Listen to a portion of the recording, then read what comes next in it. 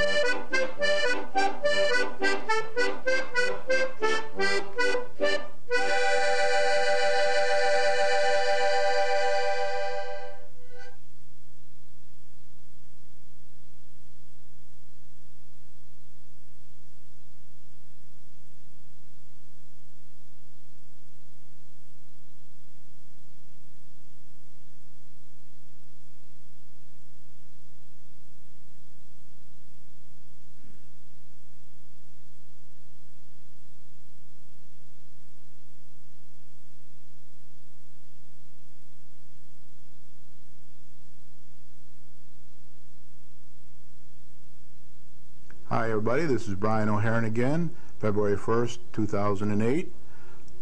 Time goes quickly.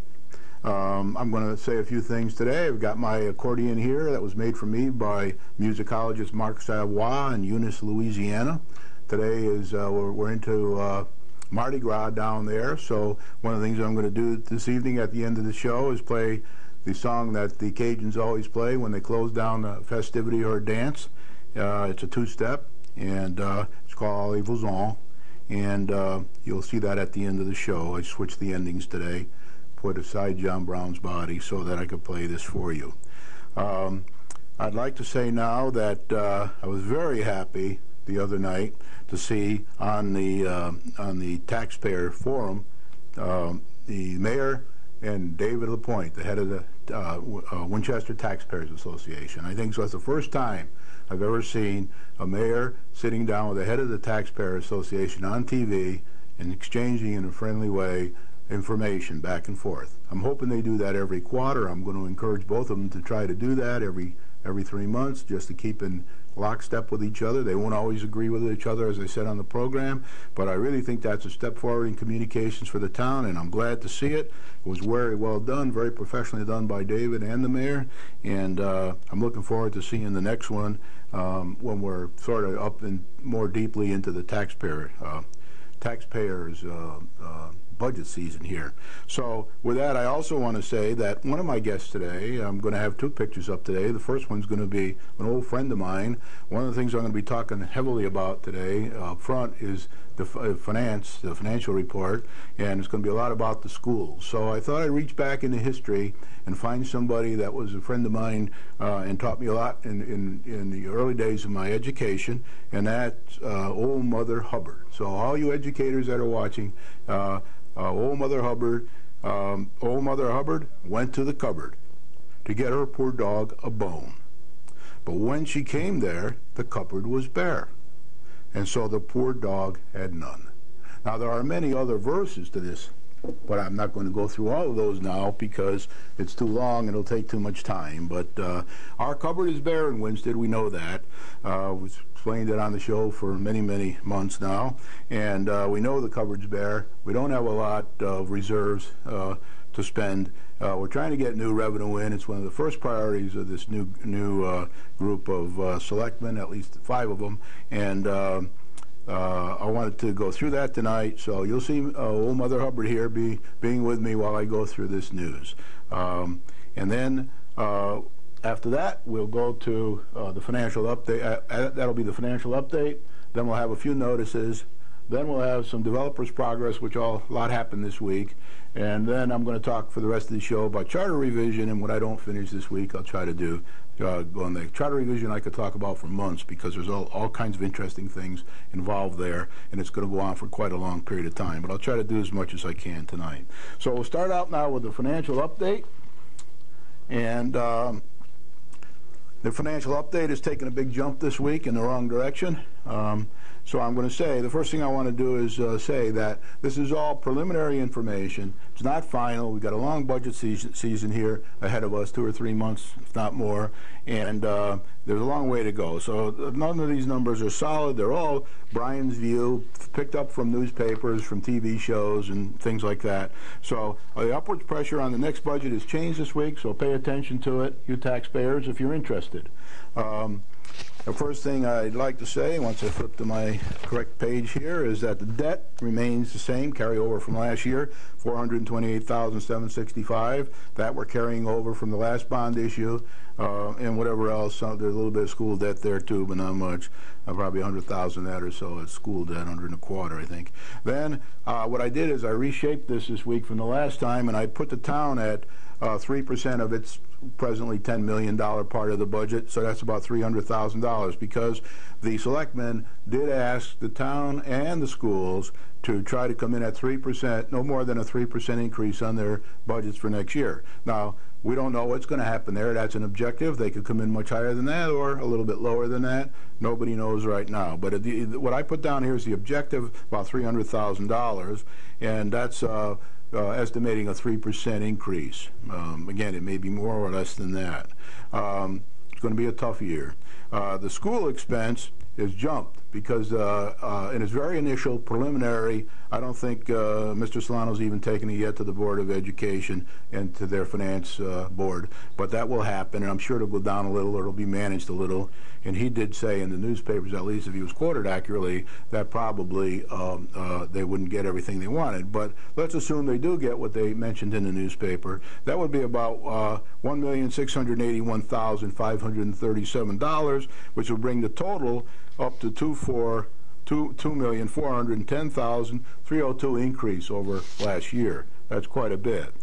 That would be 4.1 mils, or 11.97% increase there. And don't forget these reval increases that people are going to get. If you remember, when I first started this program, I threw up some percentages about what our taxes were likely to be if the bond issue went through, and you know, those numbers kind of stuck over all this time, and the forecasting here, it hasn't been too bad. So don't forget the reval for those that are going to get an increase at reval time, and not everybody will, but those that are above the average will. So now the school, what I did here is I put up how much the school was asking for, $2,053,385 roughly, and Blaze did, the newspaper did report Blaze is saying they thought he might get $400,000 back from the state ECS grant. Now that may or may not be. I think the last time, and I think I have a slide here today which shows that we're kind of expecting about $360,000. Nobody knows what we're going to get until the state tells us, but it could be a lot more than that, it could be less than that. So I put a question mark after it just in case, just to give you a feel for what the numbers are. So that brings us to $1,653,385 that I mentioned on the previous page, and that would be 2.81 mils, or 8.21% for schools, just for the schools. So then we have the major capital. That didn't include capital of those numbers we just talked about. The major capital, we still have this from this year, $1,300,000 for the Main Street grant, the second Main Street grant, which we still haven't really touched yet. So that's already appropriated for next year, and that won't be upwards pressure on this year's budget, I'm told. And of that, we get $1,040,000 from the state, $260,000 the town has to pay. That's our matching part. And then we still have the steep grant, the first steep grant for Green Park, which is $478,000, which the state, I'm told, will pay just about 100% of that. So there won't be any upwards pressure from that when we do that next year, if we do it next year. Okay, now, the additional capital that we're concerned about is the Pearson School. I don't think that number is in any of the school numbers. I'm not positive. I did send an email off to the school department to check and see, but I'm pretty sure that isn't in there.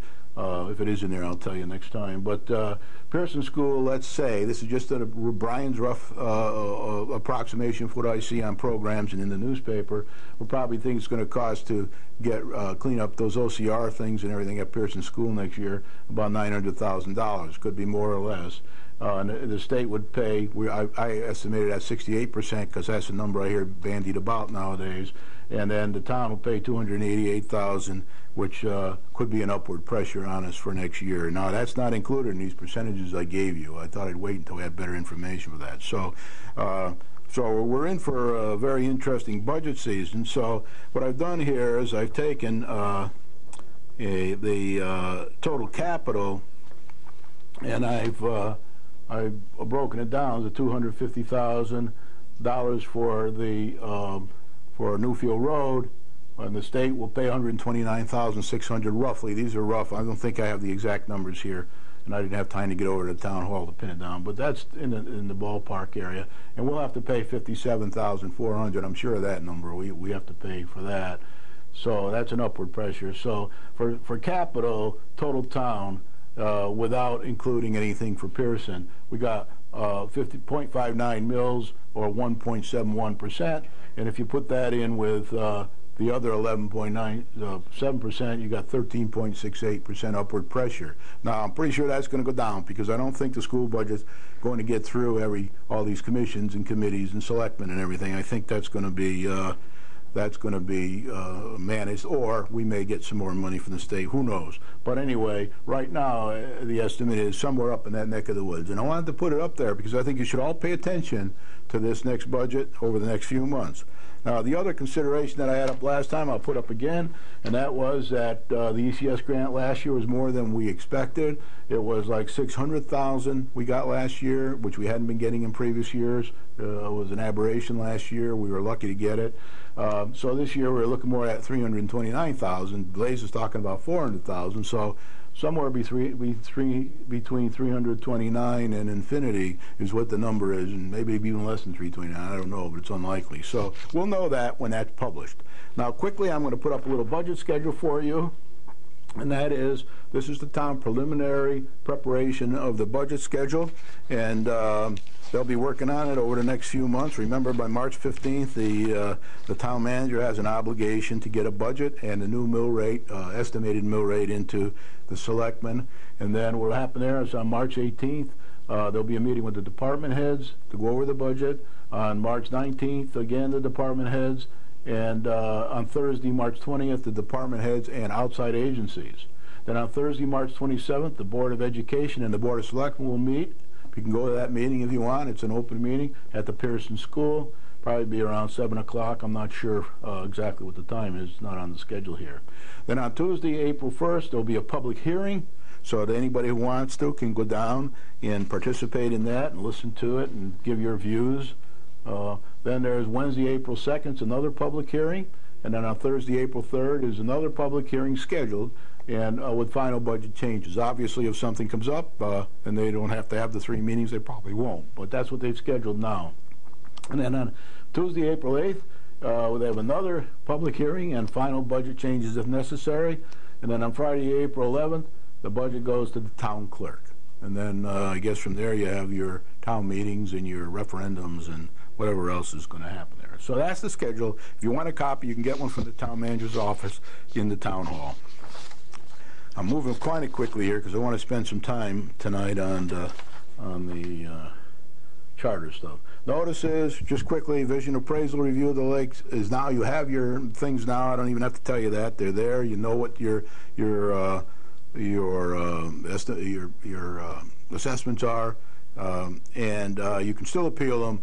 So you got till about March 15th to March 20th in that neighborhood to appeal to the Winchester Board of Appeals, and I hear that people are asking for applications to be able to do that down at the town hall. So that's the last chance you'll have to appeal. After that, it would have to be some kind of court thing. Highland Lake sewer hookups we talked about last time. There are about 15 residents that still haven't hooked up. That'll be looked into. Applications for the elderly tax and exemptions for elderly tax will be accepted between February 1st and March 15th. Down in the assessor's office, you can get an application there after February 1st. And the applications are available from the assessor's office after February 1st. So, okay, now the developer's progress. We've had a lot of action this week, and the developers, I think it's all positive, and I'm going to relay it to you this evening. You might have read it in the newspapers, but and when I talk about developers here, I'm mainly talking about the two big developments that are the big quantum leap opportunities for the town to really increase its profitable tax and get more taxpayers into town. And that is the Highland Ridge Estates and Country Club. A meeting was held with the U.S. Army Corps of Engineers on Tuesday, January 29th in Massachusetts, and a decision was made that will further delay the state and federal permit approvals from the DEP and the Army Corps of Engineers. A concurrent review by the Army Corps of Engineers and Department of the Environment Protection officials is necessary to consider the project's possible impacts on wetlands. I'm not too worried about that. It will take a long time. This could take anywhere between 3 months and a year, more likely towards the longer period of time, because governments don't move that rapidly. But their engineers will be looking at these, and normally they will back the local land use boards, I'm told. And so I'm really not too worried about this thing getting turned down. There might be some changes along the way. They might ask for some changes to better protect the environment.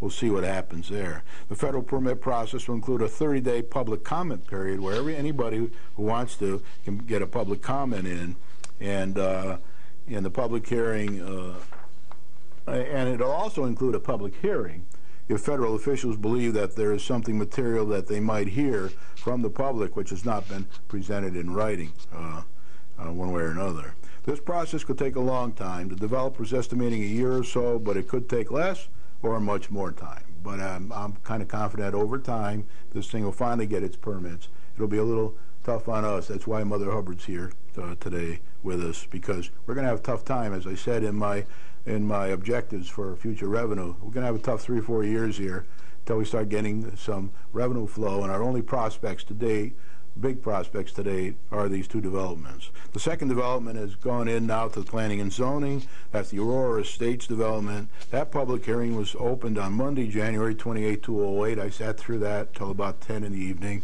A presentation of the project was made by the developer's engineers and other experts. So we had a nice presentation. The presentation was probably an hour and a half. And then many questions were asked by the public.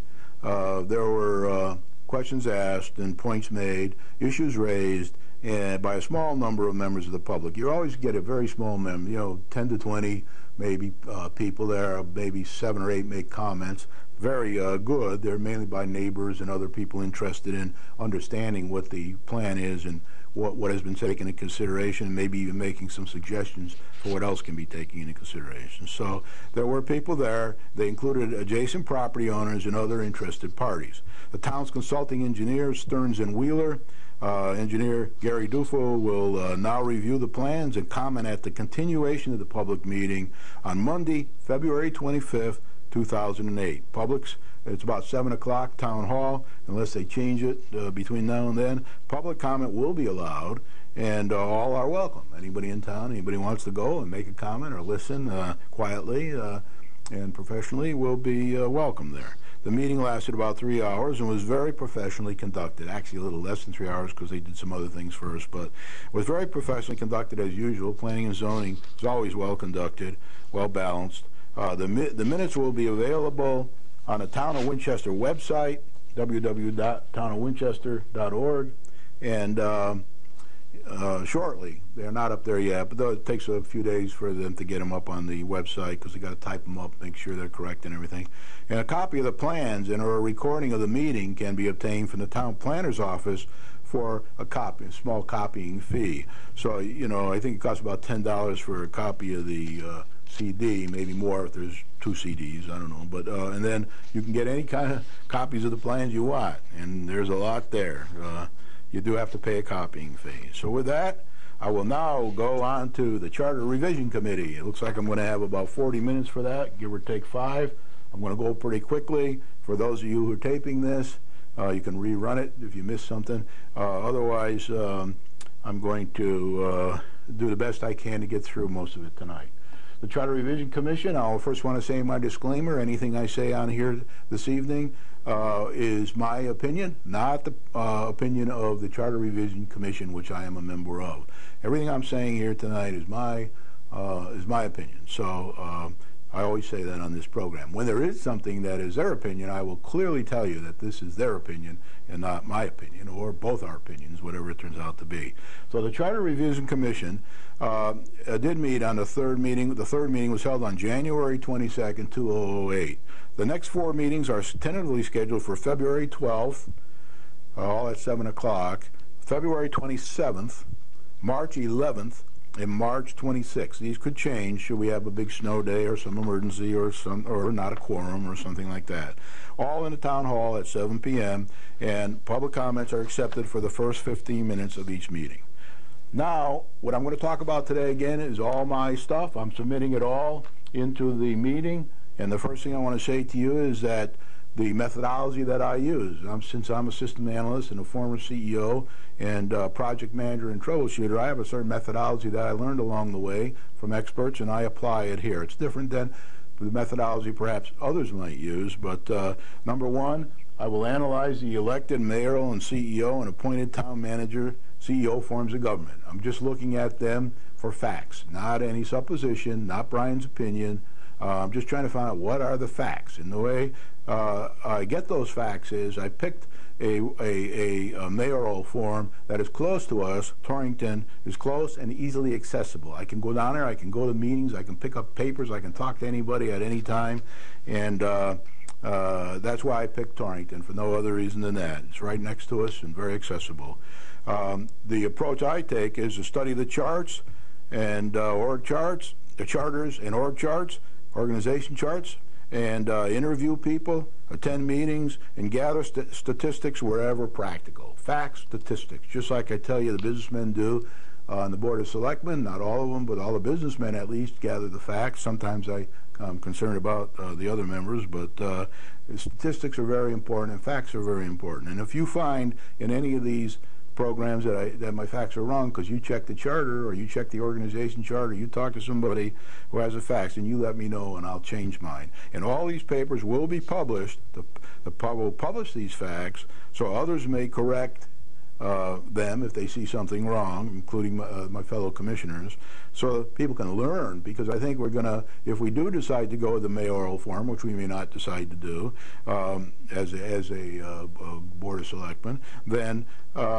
there's a big learning experience here for everybody in town. So you know exactly what the mayoral form is and exactly what the appointed town manager form is, so you can make a choice and vote properly. So one of the things I want to try to do on this program over the months is educate people as to the facts so they know and they don't just listen to this supposition. A statement like the town manager, appointed town manager is better, well, that's a nice statement. And I always say, well, why is it better? What are the facts? And we're going to do a bit of that tonight. And in some ways it might be better, in some ways maybe it isn't.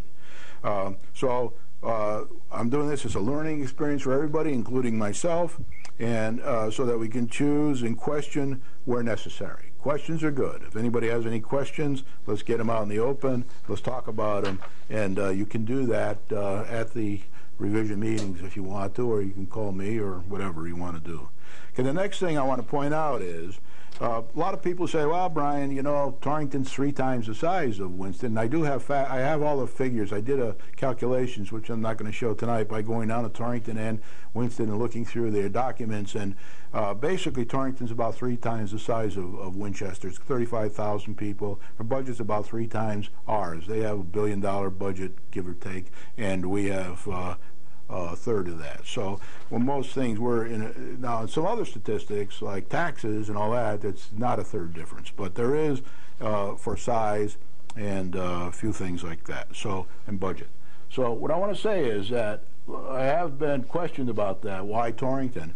And what I want to say is, and this is Brian's view. I didn't get this from Einstein or anybody, but that a pygmy and a giant are anatomically pretty much the same. They all have skeletons, they all have nervous systems, they all have a heart, they all have basically the same anatomical structure and have similar basic needs. Of course, they're not all exactly the same. The giants have to duck to go through a door, the pygmies don't, that kind of thing. But I wanted to point that out because that's one of the first things people ask me, why did you pick such a big town as Torrington? Now, Torrington's not New York, and it's not Chicago. It's 3 times the size of us, and so it's pretty close. And when I did look at some of the statistics submitted by other people, I saw other ones that were mayoral forms that were pretty close to our size as well. So, and that's all in the public. That's all in the public domain right now, submitted to the Charter Revision Commission. You can get it out from, I hope, from the town hall. Otherwise, contact the chairman of the Charter Revision Commission.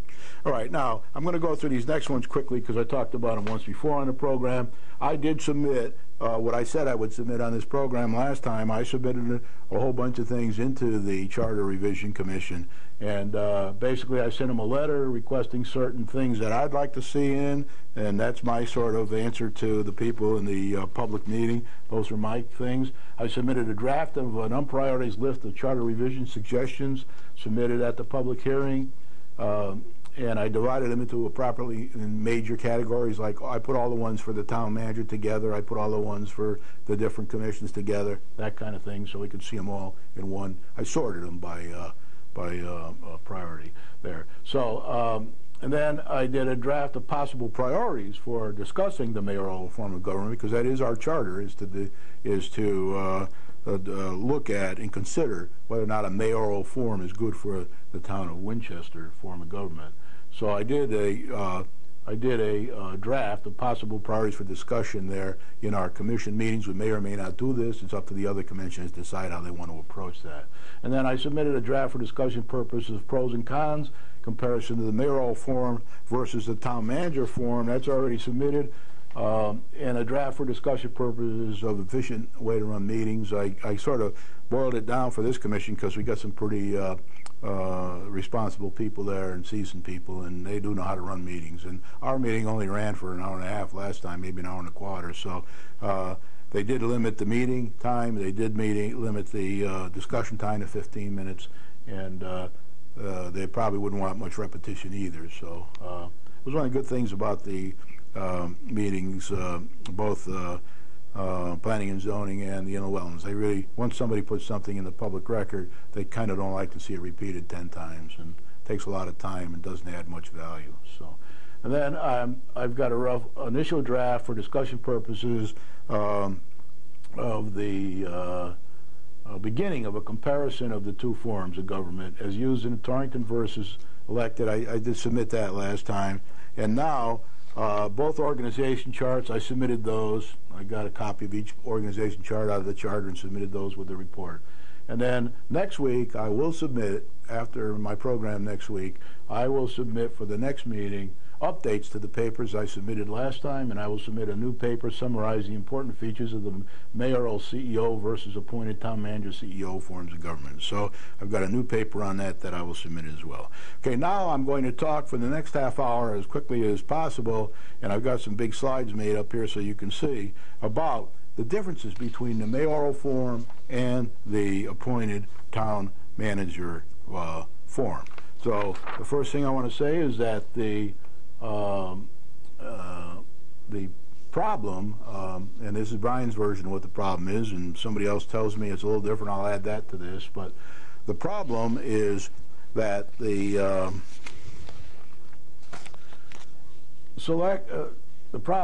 elected selectmen appointed town manager CEO form of government does not seem to be effective in the town of Winchester. Now, that's not just Brian's view. That's why the Charter Commission was set up to look into this, because that's what people think that the problem is. And the government does not seem to work too effectively. So too many town managers as CEOs do not work out. We've had a tremendous number of town managers here since 1962, and 13. Out of those 13, 46% of them were either asked to resign during their tenure or had so much pressure put on them that they wanted to resign because they knew they wouldn't get appointed by the new government that was elected in, the new selectmen. So 46%, or since 1962. That's a pretty big percentage. Now, we also had one resign because I think he resigned because he couldn't move to town for personal reasons, and we had a residency requirement, so he didn't come. So that's another 8%. So if you add those two together, you're up to 54% of these appointed town managers not resigning for one reason or another. They're either at the end of their term or during their term or whatever. So they weren't happy. The town wasn't happy. The selectmen weren't happy. So we've had that problem. Now, that's a pretty big number, and it's a hard number to swallow. I don't think we want to keep that up over the future. We've had 13 full-time since 1962, averaging about 2.75 years in office. Very soon to be, by the way, 13 will be 14 when we get the next town manager. I might have a mistake on that number, but I don't think so. It's either 2.75 or 3 years they averaged in office. Some were there 6 years, some were there 2 years, some were there not even 2 years. Some were there a little more than 2 years, but they averaged about 2.75 to 3 years.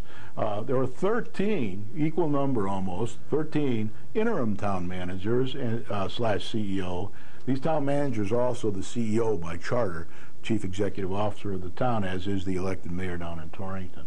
So they averaged about 3 months in office apiece. So for a total of 2.75 years since 1962, we have been without a full-time appointed town manager slash CEO. We've had people in there that had other jobs in town, and they were doing this as a courtesy to keep things moving until we got a new town manager, and they weren't doing probably justice to the other job they had, so it's not really a good thing. The other reason that people were concerned about this town manager and asked for this commission to be set up is that the appearance of too much micromanagement by managers who the town manager CEO did not appoint. It says in the charter that the town manager is responsible for managing all the people that he appoints. Well, he doesn't appoint all the people. For example, he doesn't appoint the planning and zoning. He doesn't appoint wetlands. There are a lot of things, and we'll go through that more, I hope, tonight, if I can get there quick enough. So he has responsibility over people, but he's not responsible for managing them, but he is responsible for being their CEO. So there's a conflict there, and he does not appoint and supervise a lot of the people. So there's a tendency for micromanagement. I think everybody agrees that there's a real problem here and that needs to be addressed one way or another.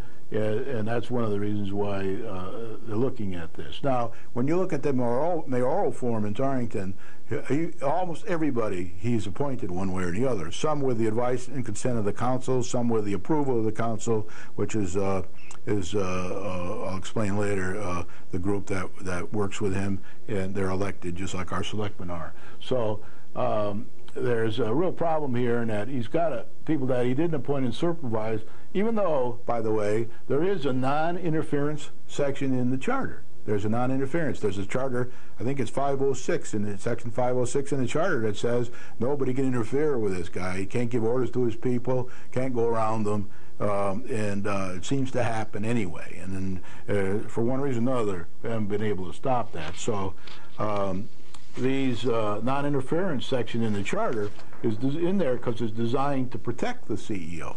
And from what I gather, and this is just Brian's supposition, I think other people think the same way, that this doesn't work too well. People do it. A lot of micromanagement. We can see it. Just watch all the meetings. You'll see micromanagement all the time. And it's a real problem. I think it's less so in this administration because we have businessmen in there, and they don't want to micromanage. All right? So now, what's the solution to this problem that we just presented? Consider replacing appointed town manager's CEO form of government with an elected mayoral form of government. That comes directly from the selectmen. That's what they want us to do on this Charter Revision Commission. Okay, and this will make the mayor. CEO directly responsible and accountable to the electorate, because the elected mayor is elected by the people of the town. So it'll be elected directly. The majority of the key commissions, the Board of Finance, and other key positions will also be appointed by and directly supervise the elected mayor CEO. Right now, our town manager does not supervise and appoint members of the board, finance board. The finance board are the selectmen that are voted into office, and so the town manager doesn't have much to do there. He's not kind of involved in the legislative policy for the town, whereas the mayor in Torrington, he is the ex officio chairman of the board of councilmen down there, and he has a vote in case of a tie, so it's much more powerful. And they're both, the board of councilmen and the mayor, directly responsible to the electorate. In our system, the selectmen are, and the town meeting are directly responsible to the electorate. So it's a different style, and that's the thing. So now the possible pros of a town manager CEO, I'm going to put the possible pros down, because when I go through the comparisons, you're going to see where the cons are. They're going to be kind of obvious. And again, this isn't Brian pushing any one particular. I'm just trying to give you the facts here so you can make up your own mind which you think is better should you ever have to go to referendum and vote on this. So the possible pros of a town manager CEO are, and that's what we have now, our system, is that providing some changes are made. This is the opinion of people that I've talked to. This is not fact, this is supposition, but providing some changes are made to the charter and everything works accordingly, the appointed town manager CEO approach may improve. That might be. And that's kind of what came out at the public hearing. Most people thought, hey, we should spend more time trying to improve the existing system than changing it. The next thing is, if you do have an appointed town manager, he can be hired from afar. Most likely, if you have an elected mayor, he'll be a person in town elected, and because you have to be a resident when you run for office. So we won't be able to look around the United States or elsewhere and try to find a mayor. It has to be elected. So, and the town manager can be selected and hired for expert qualifications if carefully done. Now, this is something you have to be very careful about. This is where you get into Brian's opinion a little bit. If everything works perfectly, then it's not a problem. Our system will work. And there is question about that. It might not work because this town manager doesn't have the power and the position and stature of the mayor in CEO in the town of Torrington. I kind of think that this town manager probably shouldn't even be called a CEO, because he's probably more like a chief operating officer than a CEO running the daily business, because he doesn't have a lot of the powers that the CEO and mayor in Torrington have. But a town manager can be selected and hired for expert qualifications. That's one of the arguments that people say, well, if we go out and hire a town manager, we can find somebody who's got 3 degrees and 5 masters and a couple PhDs and has a lot of experience. But if we have an elected mayor, we can't do that. The political parties will pick the candidates, and then we'll have to rely on them to sift through the qualifications, and that's something not everybody's comfortable with. So not everybody's uncomfortable with it either, but it does work in other places. Now, the possible cons for an elected mayor. Let's assume we do want to consider an elected mayor. Well, some of the cons for that are may limit the choice to residents only, just the opposite of what happens in the with the appointed town manager. Now that gets rid of this question about whether he should be a resident or not, right? If he's a mayor and he's elected, he's probably going to be a resident. Okay. Now the next problem there, or a possible problem, is that qualified residents may not run for election. You know, I did see where I do hear people saying, "Oh, this guy would be great for mayor. That guy would be great for mayor. This other person would be wonderful for mayor." Problem is, they don't want to run for mayor. They got businesses to run, and they may not want to run for mayor. So we have to be careful about that. Qualified residents, there may be some qualified residents here. I'm sure there are. The question is whether they'll run, and whether or not they'll be selected by their party to run. So that's what we have to be very careful of, because we very easily could get people that aren't qualified, and that's what people are afraid of. So now I'm going to go into a little bit of the comparison here, as long as I can. I always think I'm not going to make it, but I might make it here tonight. So I've compared the both charters and the both org charts, and I think I'll put up first the org chart so you can see. I did this last week. I'm going to do it again. Here's the town manager in our system. He's down here in the middle of this organization chart. He's in here, and he doesn't have responsibility over a lot of things that aren't. You see, these things that aren't under his. For example, he doesn't pick the town attorney. Selectmen do that, right? He doesn't pick the fire chief. The selectmen do that. The administrative boards and commissions, he doesn't pick them. There are two exceptions to that, which I'll talk about, but most of them are not done by him. And then of course, we have all the other elected people that are up here. So, so that's where he is. Here's where the mayor is in Torrington. By the way, this, as you can see here, the selectman mayor is responsible to the electorate and the town meeting, you see, the town meeting. So it's very important in our form of government, this town meeting and the electorate, and I don't see anybody going to want to change that. I think that's very important, the referendum and the town meeting. And then that's the selectmen and mayor are there, and down here is the town manager, one step removed. He's not directly responsible to these people. He is through the selectmen, but not directly. But when we put up the Torrington version, the mayor is right up here, responsible to the citizens of Torrington directly. And he has the legislative powers that he needs to be able to do his job. And most of these people, in one way or another, are appointed by him. Some with advice and counsel of the council, some with agreement of the council. There's a couple over here that are appointed by the council. Board of Tax Review is appointed by the council, and the tax collector is appointed by the council and the Board of Education. So that gives you a quick picture. Now here's the city council, equal to the mayor. He sits on there as chairman ex officio with a vote in case of a tie. Our town manager doesn't do that. He doesn't have a vote in case of a tie. He can attend the meeting. He has no vote. And he doesn't even have to attend all the meetings, but he can attend them. It's allowed for in the charter.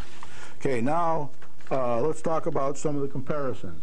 The elected mayor CEO is directly responsible and accountable to the citizens and electors. The appointed town manager CEO is not directly responsible and accountable to the electors, but to the Board of Selectmen, and together with the town meeting, and all are responsible to the electors. The selectmen, as you saw in the last thing, is responsible to the town meeting and the electors. So, and the referendums is quite a thing. The elected mayor CEO is responsible and accountable to see that all laws and ordinances governing the city are faithfully executed. Now, the appointed town manager is responsible to see that all the laws and ordinances are faithfully executed, even though he doesn't have the responsibility to supervise those that he hasn't appointed. So there's a little catch in his thing there. So theoretically, he has a responsibility, and that's one of our questions. Why doesn't it happen? Right. So the next one is the elected mayor and CEO can designate a councilman as acting mayor, CEO, when he is unable for one reason or another to act. If the elected mayor CEO resigns, a councilman will be appointed until another election is held. And if over a 2-week absence of an appointed town manager, the Board of Selectmen may appoint an acting town manager, CEO, for a 6-month period. then a full-time town manager CEO must be appointed by the Board of Selectmen. So in Winsted, the Board of Selectmen is responsible for appointing the town manager and assigning temporary ones, and also assigning a new full-time. In Torrington, the mayor is responsible for that, and should he become incapacitated, the councilman then would be in charge of it. The next one, number 4, the elected mayor CEO is the ex officio chairman of the city council. That means he's chairman of the governing group, the legislative group there, and he votes in case of a tie. The appointed town manager CEO can attend the meetings, but does not chair and doesn't have a vote. The Board of Selectmen Finance Committee, he can attend those meetings, but he has no vote. Number 5. The elected mayor CEO can, by charter, sign for all contracts, bonds, deeds, and orders of the treasurer for payment of money and other instruments of the city, and shall cause the same to be performed and executed. That's the mayor who has that power. The appointed town manager can only do so. He can do the same thing, but he can only do so with the permission of the Board of Selectmen. He doesn't have the power to do it on his own unless allowed to by the Board of Selectmen, according to the charter. Number 6, the elected mayor CEO is the ex officio chairman of the Board of Finance. Very important. And I want to say here that both charters have ample provisions, are fine in the financial area. It's just a question of where the responsibilities lie. The elected mayor CEO is the ex officio chairman of the Board of Finance and can appoint 2 members to 6-year terms. If he gets elected again in 2 years, he can appoint 2 more members. And if he gets elected 2 years after that, he can appoint 2 more members. So very powerful there. And the terms are 6 years there. The appointed town manager CEO is not a member of the Board of Finance. The Board of Finance here is the selectmen, and cannot appoint any members because they are elected. And in our system, we elect those. I'm not placing any value judgment on that. I'm just saying it's different in the 2 systems. Number 7, the elected mayor CEO is an ex officio member of the Board of Education with no vote, but he is an ex officio member of the Board of Education. The appointed town manager CEO is not an ex officio member of the Board of Education. Remember now, the Board of Education is 60% of our budget or so, or somewhere in the neighborhood of that. So it's a big part of our budget, and it's a very important part of the town, and it needs to be thought about a little bit. The elected mayor CEO appoints the corporate council. In Torrington, the corporate council reports to the mayor and is appointed by the mayor. The appointed town manager CEO does not appoint the corporate council. We just went through that in this town where we had this reappoint the corporate council, and that was done by the selectmen, not the town manager. He didn't have a vote in that whole thing. So the next one is number 9. The elected mayor CEO is an ex officio member and chairman of the Board of Public Safety. Public safety is the police, fire, and all that in Torrington. The appointing town manager here appoints the police chief. That's under his supervision, and he can appoint a police chief and remove a police chief. And he also the fire marshal. That's under his purview as well, but not the fire chief. The fire chief is appointed by the selectmen here. So that's a little difference between the 2 there. The next is the elected mayor CEO can call a special meeting of the Board of Councilmen by charter. He can call a meeting of the councilmen down in Torrington. The appointed town manager, as far as I know, cannot call a special meeting of the Board of Selectmen. Now, in happy times when they're all in the same political party, all that probably doesn't mean much. If the town manager asks for a meeting, they'll probably have it. In times when they're not in sync and the town manager's from one party and the selectmen are from another, that could be a different story. The town manager might not be able to get a meeting then. So that's a very important distinction here between the elected mayor CEO and the appointed town manager CEO. Number 11, the elected mayor CEO cannot appoint a board of tax review. That's not done by him here, to the best of my knowledge. The elected mayor CEO cannot appoint a board of tax review down there. That's done by the councilman. The appointed town manager cannot appoint a board of tax review. So those 2 are the same between the 2 places. Number 12, the elected mayor CEO supervises all the town position that he has appointed. And in one way or another, he appoints 95% of them. I did a calculation. 95% or so are appointed by him down in that town. The appointed town manager CEO appoints far less positions, but has supervisory control over all positions that he appoints, not over the ones he doesn't appoint. But in the charter, it does say that he's the CEO of everything, so it's a little confusing in there, and that needs to be looked at. The elected mayor and CEO in Torrington appoints members to the planning and zoning and all other commissions. They appoint them. You see it all the time up here in the selectmen meeting where the town manager does not appoint those.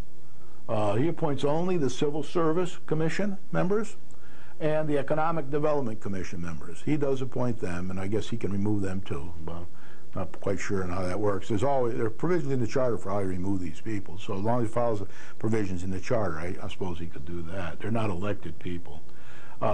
Number 14, the elected mayor is an ex officio member of planning and zoning. And the appointed town manager is not an ex officio member of planning and zoning. Number 15, the elected mayor can call special elections if he receives a petition signed by 5% of the voters and at least 100 electors, which is a quorum, attend. The appointed town manager cannot call special elections. Can't be done by him. Okay, and then now I'm going to switch into the comparison more of the councilman and the elected selectmen. The elected councilman and the elected selectmen. Torrington has elected board of councilmen, is composed of 6 elected councilmen and the elected mayor, who presides with no vote unless a tie. They are all directly responsible for legislative policies and control and are accountable directly to the citizens, that is, the electors. Very important. So the councilman does have a vote on policy there when there's a tie on the board of councilmen, whereas here he does not. The elected board of selectmen is composed of 7 elected officials in our town. The 7 elected board of selectmen is composed of 7 elected officials. The first selectman is the highest vote getter and is called the mayor. I think there's an exception to that once in a while, but that's what the charter reads. The part-time mayor presides he's part-time, not full-time. The Torrington mayor is full-time and is salaried, much like our town manager is. The part-time mayor presides at the Board of Selectmen meeting. The full-time appointed town manager CEO is invited to these meetings but has no vote. The second selectman, the second highest vote getter, is the vice chairman and presides when the mayor is unable to do so. The elected selectmen and the town meeting, the electorate, are jointly responsible for the legislative policies of the town. So that's very interesting. Much more, it's this town meeting and the referendum are much more important here, much less important in Torrington. They can defeat the capital budget if they raise a petition in Torrington and they get enough voters to go and vote for it. They can change that, but not the expense budget, as far as I know. Number 2, the Board of Councilmen does not serve as the Board of Finance. The Board of Selectmen also serve as the elected Board of Finance up here. Down in Torrington, the mayor runs the Board of Finance. He appoints the people, and he's ex officio chairman of that group. So here we have the Board of Selectmen. The Torrington Board of Councilmen can approve Part A of the budget, which is the expense part of the budget, without going to referendum. And Part B of the budget, which is the capital part, if a petition, they can approve it unless a petition is raised by a certain percentage of the electorate. I think it's 20%, and a quorum attends. They can deny or approve the capital part of the budget. The Board of Selectmen cannot approve a budget here in Winsted. The Winsted electorate has the power to reduce a budget at the annual town meeting and approve or deny a budget at the annual town budget referendum. So the citizens are very powerful in this town and probably will remain so for quite a while. Number 4, the Board of Councilmen does not appoint board and commission members with the exception of the Board of Tax Review. The Board of Selectmen does appoint board and commission members with the exception of the Economic Development Commission and the Civil Service Commission, which are appointed by the town manager. Torrington has an elected 6-member, 4-year term Board of Public Safety with the elected mayor presiding as chairman. Here you are, the elected mayor presiding as chairman again, and he doesn't have a vote there. And Winston does not have an elected Board of Public Safety. The appointed manager, CEO, appoints the police chief, fire marshal, the Board of Selectmen, and the fire chief is, he does not appoint. That's appointed by the selectmen. Torrington has 3 elected selectmen. They're not the same as our selectmen. They do a lot less work. The Torrington Board of Finance can authorize an appropriation up to $100,000. Now remember, they're 3 times as big as we are. But our guys can only appoint up to $15,000. I'm going a little quick now because I only have a few minutes left. But the power of the electors is very powerful. I've already talked quite a bit about that. But the electors in Torrington and Winchester can both raise petitions to get ordinances put in and have ordinances changed and thrown out and things like that. So they're kind of the same there. But the electors in Torrington have a little less power than the people up here in Winston do.